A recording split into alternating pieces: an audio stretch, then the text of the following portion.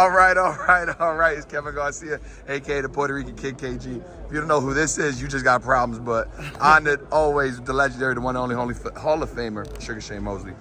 Champ, here in New York City, you with Devin, so let's just talk about that really quick. How did you get with the camp? I know they were in Big Bear, but just how did that come to be? And, talk to us about camp. So, we were I was at the Ringside magazine in England, and I met up with Devin, with Bill, and we was talking about, the power turnover, the shots, stuff like that, and Bill decided to have me come out to LA and show Devin some of the power tricks that I know.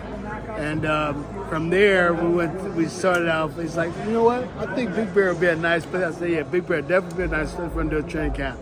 So then we went to Big Bear and started working with everybody, with all the team, and it was great. Yeah. And I guess there was a thing coming out of his last fight where maybe people were talking about his power, but I've always been confused by that because in that fight he managed to hurt Ryan.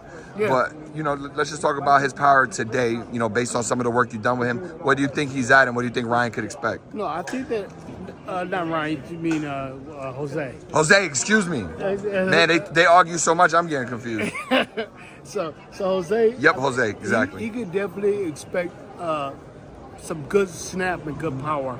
But like you said, Devin always had good power. It's just it's the little things that you have to do just to turn over to get the knockout. The little snap at the end of the shot.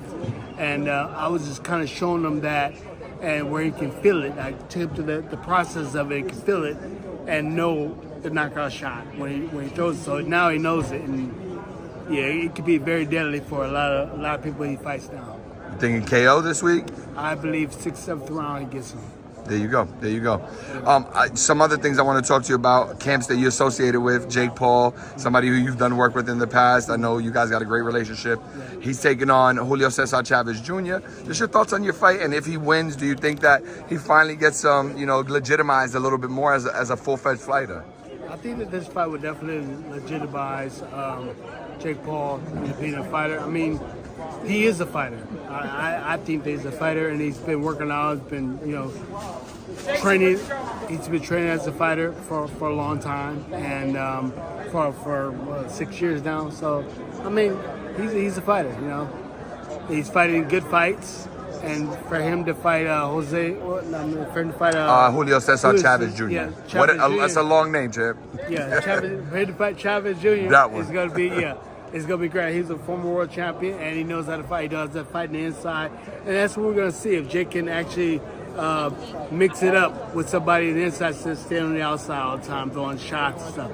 Even though I know he's probably going to be in better shape than Chavez Jr., but Chavez Jr. is also is very experienced and very knowledgeable of the ring and the game. So we'll see what happens. We'll see how much Jake has progressed. I think it's a good fight for him, though. If he gets him out of there, something that Canelo, didn't get to do you think that's something that he'll be able to carry like a badge of honor? Like, look, I got Chavez out of there, I put him down, but Canelo couldn't. Definitely.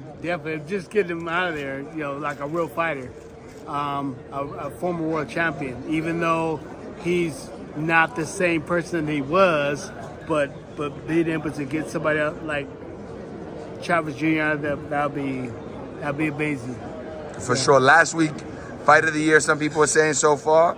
I was over in England for the Conor Ben Chris Eubank Jr. fight. Right. Did you get to see the fight yet? I saw a little bit of it. I didn't see the whole thing, but I like the energy that they both put in there. And, both guys and the family story of the fathers in there. And, I think it was a great event. Yeah, no, it was a dope event. Like I said, 65,000 people going crazy. But wow. I guess we'll see what happens if they fight again.